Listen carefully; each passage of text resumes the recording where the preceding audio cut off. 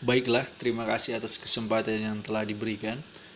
Kali ini saya diberikan kesempatan oleh mata kuliah Pak Dewasa untuk mempresentasikan materi hidup dalam kekudusan. Apa itu hidup dalam kekudusan? Dalam Kamus Besar Bahasa Indonesia, kudus adalah suci atau murni. Nah, dalam Alkitab, kudus adalah yang pertama dalam Perjanjian Lama tertulis bahwa kudus adalah seperti Allah. Itu ada di dalam kitab Imamat 19 ayat 2. Dan dalam Perjanjian Baru, Tuhan Yesus mengajarkan kita untuk serupa dengan Allah yang sempurna. Itu ada di Matius 5 ayat 48. Nah, jadi jika hidup kudus adalah hidup seperti Allah dan hidup yang sempurna seperti Allah, bagaimana dengan orang-orang yang susah, yang tidur di pinggir jalan? Atau bagaimana dengan orang-orang yang memiliki ketenangan tidur di tempat yang nyaman dengan memeluk uang? Atau bagaimana dengan orang-orang yang masuk ke gereja namun tetap tidur di dalamnya? Bagaimana juga dengan orang-orang yang masuk gereja? Mereka tidak tidur, namun asik memainkan HP, membuka sosial media, update status, memposting, seakan-akan mereka bangga berada di tempat itu hanya untuk menunjukkan kepada orang-orang, tapi tidak fokus dalam beribadah. Bisa saya simpulkan, hidup kudus itu adalah hidup yang mencerminkan pribadi Allah atau hidup seperti Allah. Hidup kudus di sini saya perjelaskan bukan tentang siapa, tapi bagaimana kita melakukannya. Perlu ada usaha dan juga pengorbanan yang dipersiapkan untuk mencapai hidup yang diinginkan oleh Allah kepada manusia ciptaannya. Pertanyaannya sekarang, apakah manusia bisa sama seperti Allah? Jawabannya tidak bisa. Manusia tidak bisa seperti Allah. Yang bisa seperti Allah hanyalah 100% manusia dan 100% Allah. Ialah Tuhan Yesus Kristus. Bahkan di saat dia menjadi pelayan waktu itu, dia mengajarkan kepada murid-muridnya, kepada pengikutnya, bagaimana hidup kudus yang sebenarnya. Tuhan Yesus merupakan contoh yang sempurna bagaimana kekudusan itu jalani dengan baik. Kita bisa belajar sepenuhnya dari Tuhan Yesus, bagaimana cara hidupnya, bagaimana kekudusannya, dan itu yang sudah tertulis di dalam Alkitab. Hidup kudus merupakan suatu hal yang sulit. Ya, sangat sulit. Jika memang ini mudah, berarti semua orang sudah kudus. Tetapi kenapa semua orang tidak kudus? Karena ini sulit untuk dilakukan. Karena untuk menggapai kekudusan butuh banyak melewati proses, dan tentu saja ada cobaan dan tantangan, juga pergumulan yang tentu saja akan membawa kita ke dalam hidup yang kudus. Nah, hidup kudus bukanlah pilihan, tapi perintah. Sekali lagi, hidup kudus bukanlah pilihan, tapi perintah. Jadi, memang ini sulit, tapi kita tak bisa memilih ini. Ini bukan pilihan, ini perintah. Kita tak bisa memilih untuk tidak melakukannya. Kita harus melakukannya. Karena di dalam nasihat dari Rasul Petrus, di dalam 1 Petrus 1 ayat 14 sampai 16, di situ ada kalimat perintah dari Tuhan. Kuduslah. Dan kalimat ini sesungguhnya berasal dari atau berpusat dari kitab Perjanjian Lama, yaitu Imamat 20 ayat 26. Di situ juga Allah menyuruh umatnya, bangsa Israel, untuk kudus karena Dia kudus. Karena Allah itu kudus, Dia menginginkan umatnya untuk kudus. Jadi, ini perintah, bukan pilihan.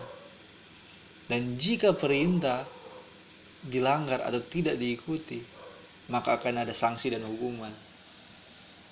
Apakah saudara-saudara mau diberikan sanksi atau hukuman dari Allah? Nah, pertanyaan sekarang, bagaimana kita memperoleh hidup kudus itu? Manusia sesungguhnya tidak bisa memperoleh kekudusan itu dengan mengandalkan kekuatannya sendiri. Ya, tidak akan pernah bisa.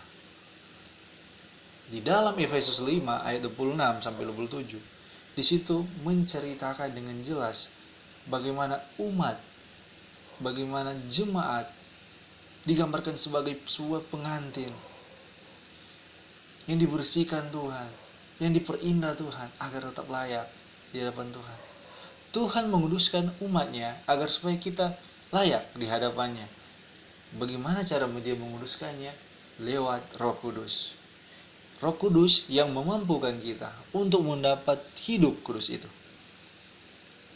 Kita membutuhkan pertolongan dari Tuhan, yaitu Roh Kudus sebagai penolong. Yohanes 14 ayat 16 sampai 17.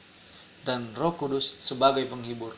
Yohanes 14 ayat 26. Di situ tertulis jelas bahwa Tuhan mengirimkan Roh Kudus bukan hanya semata-mata untuk ada di dalam diri kita, tapi untuk melengkapi kita sebagai penolong dan sebagai penghibur. Kenapa Roh Kudus sebagai penolong dan penghibur? Dan kenapa ini perlu untuk hidup kudus? Ya, bayangkan saja jika kita tidak ada Roh Kudus, bagaimana kita untuk kudus? Bayangkan saja jika Roh Kudus tidak menolong kita, bagaimana kita bisa melakukan itu dengan sendiri?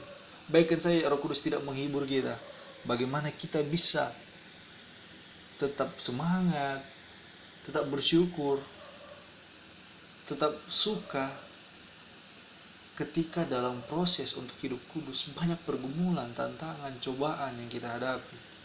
Makanya kita perlu Roh Kudus. Pertanyaannya sekarang, maukah kamu hidup dalam Roh? Hidup dalam Roh Kudus? Hidup bersama-sama Roh Kudus? Kenapa saya menanyakan ini? Karena banyak teman-teman, karena banyak saudara-saudaraku di luar sana, orang-orang lebih memilih hidup dengan kedagingan daripada hidup dengan roh. Sebenarnya kita bisa memilih hidup dalam roh, karena roh itu penurut, daging itu lemah. Yes, roh itu lebih kuat daripada daging. Seperti sudah saya bilangkan tadi, roh itu penurut, daging itu lemah. Itu ada di dalam Matius 26 ayat 41.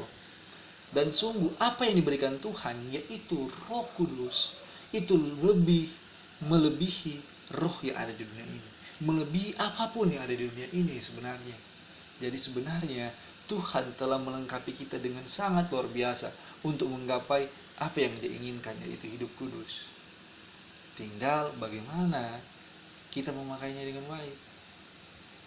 Terkadang saudara-saudara, kita kurang memperhatikan Roh Kudus. Kita kurang memberi makan Roh Kudus yang ada di dalam hidup kita. Kita kurang menumbuhkan Roh Kudus yang ada di dalam hidup kita. Kita kurang memanfaatkan Roh Kudus itu. Kita hanya membuat dia diam, dan perlahan-lahan itu meredup, dan itu mulai hilang. Ya, Roh Kudus bisa hilang jika kita tidak memperhatikannya, jika kita tidak memberinya makan, jika kita tidak memanfaatkannya, jika kita tidak menggunakannya sebagaimana mestinya yang Tuhan inginkan kepada kita. Berilah makan Roh Kudus yang ada di dalam kamu. Buatlah dia bertumbuh, dan kamu pasti akan bertumbuh bersama dengan dia. Percayalah, orang-orang yang bertumbuh dengan Roh Kudus, pasti dia akan menuju kepada kehidupan yang diperintahkan Tuhan, yaitu hidup dalam kekudusan. Amin. Yes. Hidup dalam kekudusan. Ada beberapa ciri-ciri orang yang hidup dalam kekudusan. Dan tentu saja ini mereka sudah melengkapi dengan Roh Kudus yang sudah diberi makan, yang sudah diberikan aktif, sudah memanfaatkan Roh Kudus dengan baik dan benar. itu adalah membaca, orang-orang yang suka membaca firman Tuhan dan merenungkannya, orang-orang yang mencari Tuhan lewat doa, orang-orang yang rela menjadi penyembah, bukan hanya sekedar rela, tapi ingin dan memiliki kerinduan menjadi penyembah Tuhan, membaca dan merenungkan firman Tuhan. Mungkin ini terdengar sangat mudah, namun banyak orang-orang yang belum bisa dengan ini. Ya, ketika membaca Alkitab, mereka boring, bosan, ngantuk, terasa kaku. Bahkan ada yang tidak mau karena sulit untuk mengerti ini, sulit untuk mengerti firman Tuhan. Ya, tentu saja sulit, karena kamu tidak meminta pertolongan dari Roh Kudus. Yang memampukan kamu mengerti akan firman Tuhan adalah Roh Kudus itu sendiri. Jika kamu berusaha memakai akalmu, memakai logikamu untuk mengerti firman Tuhan, itu akan menimbulkan konflik. Dan itu akan berbahaya bagi kamu. Ingat, untuk belajar firman Tuhan, kamu butuh pertolongan dari Tuhan. Membaca dan merenungkan firman Tuhan itu sangat penting untuk bagaimana kita mencapai hidup kekudusan. Ya, karena dalam membaca dan merenungkan firman Tuhan, kita belajar dengan baik dan benar. Kita mengerti perintah-perintah Tuhan. Kita mengerti cara hidup seperti Tuhan. Bagaimana kita bisa tahu cara hidup seperti Tuhan dan kita tidak mempelajarinya. Jadi ini sangat penting, saudara-saudara. Firman Tuhan ialah Tuhan Yesus yang menjadi manusia dan menyelamatkan kita. Kita harus mempelajarinya, kita harus merenungkannya, kita harus membacanya dan meminta pertolongan dari Tuhan. Maka perlahan-lahan kita akan menggapai hidup dalam kekudusan itu, saudara-saudara. Berdoa. Nah, ada yang mengatakan doa itu merupakan nafas kehidupan. Saya setuju dengan itu. Karena apalah orang Kristen tanpa berdoa? Menurut saya doa bukan hanya sekedar kita hanya menutup mata, mengunci tangan dan memohon-mohon kepada Tuhan. Tapi lebih dari itu. Doa di sini merupakan sebuah komunikasi dengan Allah. Nah, komunikasi di sini berbicara tentang pergaulan kita dengan Allah. Bagaimana cara kita membangun hubungan dengan Allah? Yaitu melalui doa. Bagaimana kita bisa hidup kudus seperti Allah jika kita jarang berkomunikasi dengan Dia? Namun, ada banyak orang-orang yang belum benar-benar berdoa sesungguhnya. Ada orang yang hanya berdoa saja ketika dia perlu. Ada orang yang berdoa saja ketika dia membutuhkan keinginannya terkabul.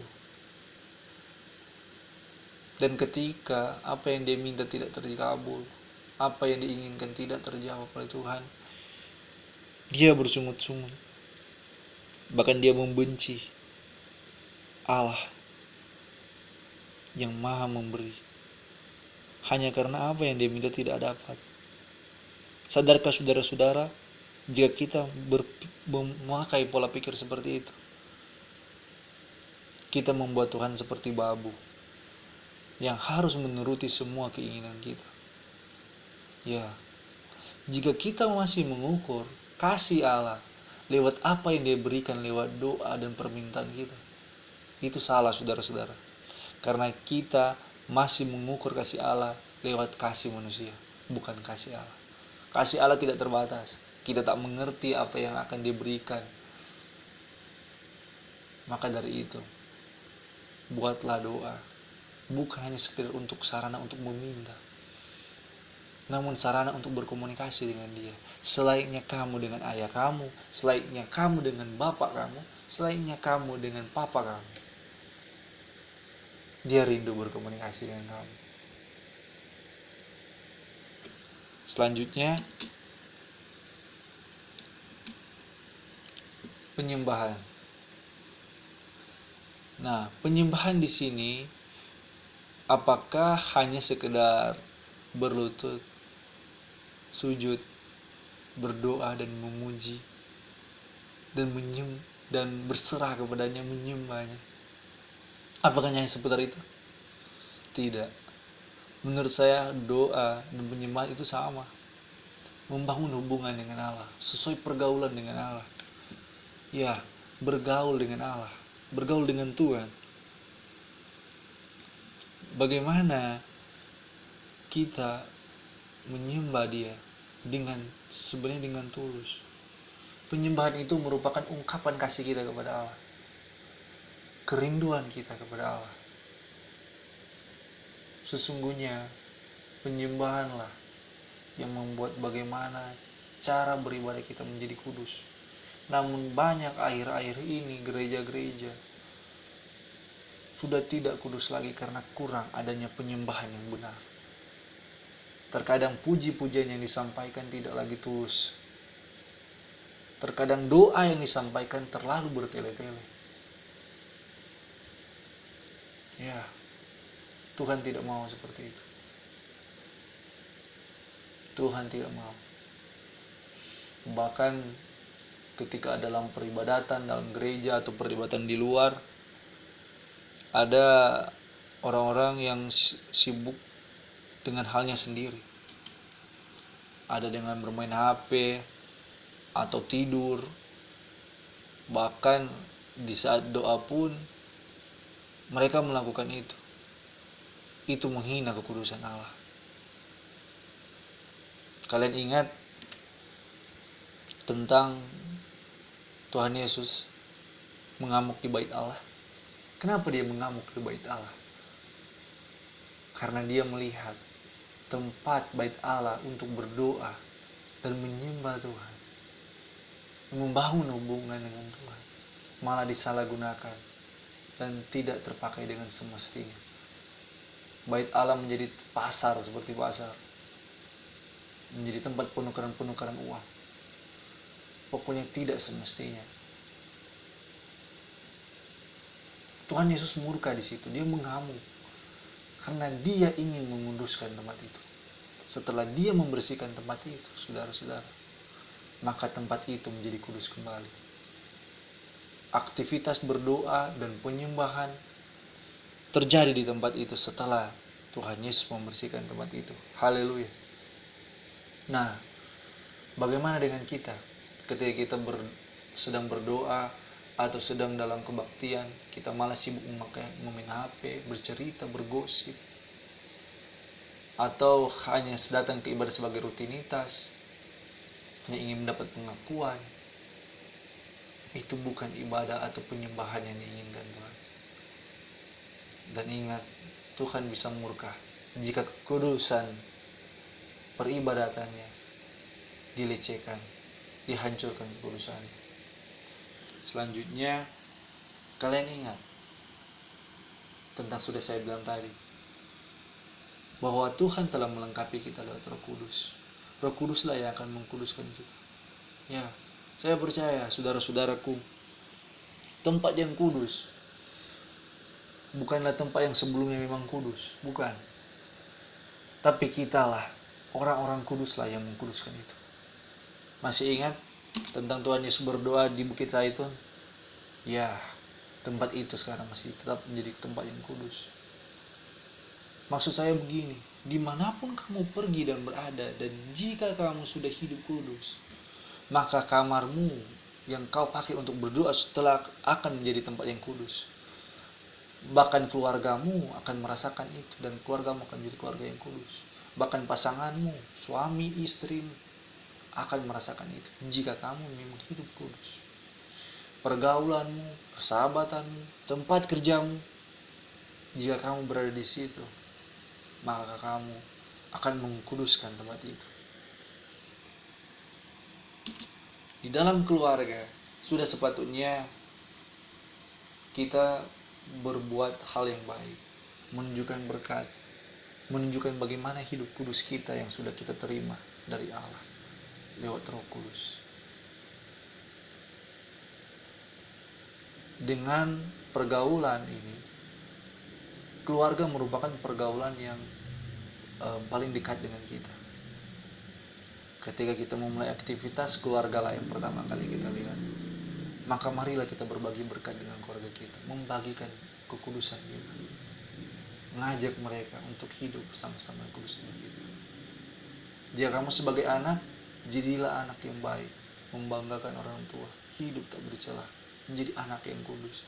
Jika kamu menjadi orang tua, didiklah anakmu agar hidup kudus sepertimu.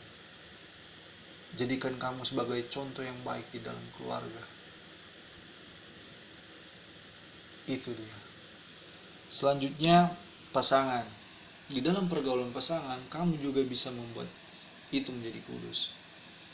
Pasangan di sini bukan hanya pacaran, tapi suami dan istri.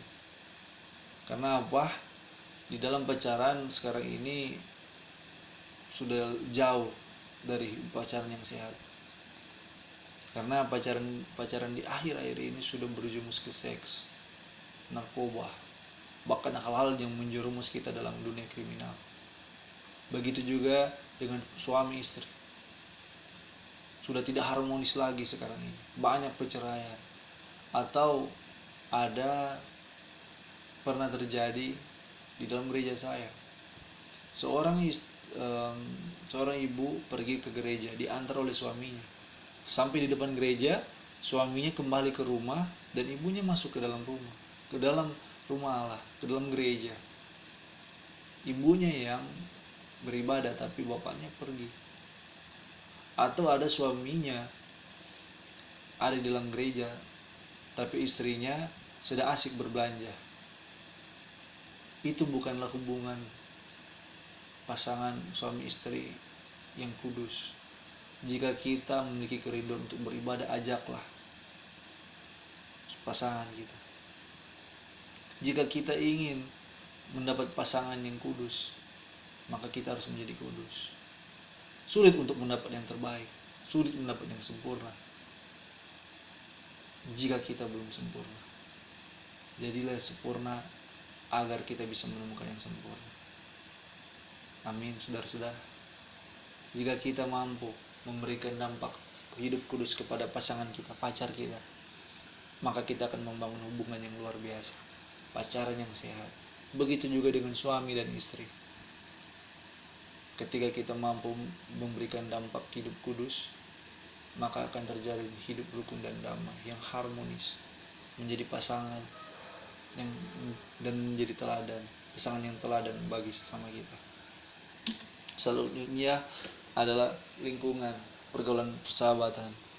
Sudah sepatutnya ketika kita hidup kudus, kita bergaul dengan sahabat-sahabat yang sefrekuensi dengan kita. Ya, sahabat-sahabat yang rajin dalam ibadah, rajin dalam persekutuan. Tapi bagaimana jika kebanyakan sahabat-sahabat kita di luar dari itu? Ketahuilah, sahabat yang baik itu tidak akan membiarkan sahabatnya berada dalam lingkungan yang salah. Ajak sahabatmu, berikan dia dampak dari kekudusanmu. Biarkanlah orang-orang di sekitarmu menjadi kudus seperti ini. Karena kamu sudah menjadi terang bagi mereka. Bawalah mereka ke tempat jalan yang benar. Sebagai penerang, kamu juga berhak memberikan cahaya-cahaya kepada mereka, agar mereka juga memiliki misi untuk mengajak yang lain hidup dalam kekudusan. Yang selanjutnya, pekerjaan atau tempat kuliah.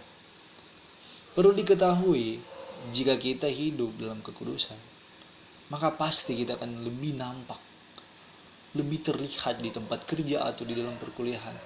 Karena kita akan berbeda. Bukan berbeda di dalam segi negatif, tapi berbeda di dalam segi positif. Kita menjadi pribadi yang lebih semangat, lebih produktif, lebih baik, menjadi berkat bagi sesama kita, bagi rekan-rekan kita. Puji Tuhan, jika kita menunjukkan berkat itu. Dan nampak itu terlihat lebih baik, bukan terlihat buruk. Maka akan banyak orang-orang yang mengikuti kita. Ingat yang sudah seperti saya bilang tadi, menjadi berkat, kamu seperti menjadi cahaya. Dan cahaya itu tidak akan ada gunanya jika hanya satu. Bagikan itu. Bagikan cahayamu, kekudusanmu.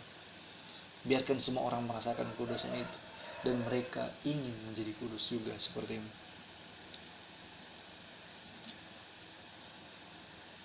Di akhir ini saya perlu tegaskan kembali, hidup dalam kekudusan merupakan sebuah kebanggaan. Karena ini merupakan hidup yang sama seperti Allah kita. Ya, siapa yang tidak mau hidup kudus? Hidup seperti Allah, bukannya itu suatu kebanggaan. Dan perlu ditegaskan lagi bahwa hidup kudus merupakan pilihan. Merupakan perintah dari Allah. Jadi, kita harus melakukan itu. Karena ini perintah. Allah juga tidak membiarkan kita untuk berusaha sendiri dalam mencapai hidup dalam kekudusan. Tetapi Dia memberikan kita Roh Kudus sebagai penolong dan penghibur. Bacalah firman Tuhan dan berdoa, dan juga jadilah penyembah yang baik dan benar. Itulah cara agar kita mampu hidup dalam kekudusan. Ketika kita sudah berhasil mencapai itu, mencapai hidup kudus, maka kita akan menjadi berkat bagi sesama dan menyenangkan Tuhan. Ketika kita mampu menjadi cahaya, sudah sepatutnya kita membaginya. Demikianlah presentasi saya. Mohon maaf kalau ada salah-salah kata. Mohon maaf juga kalau ada keterlambatannya, Mner. Ada beberapa halangan yang mohon dimaklumi, Mner. Tapi saya sudah berusaha. Semoga ini sesuai dengan usaha saya.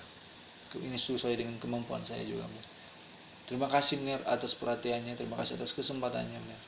Tuhan Yesus memberkati.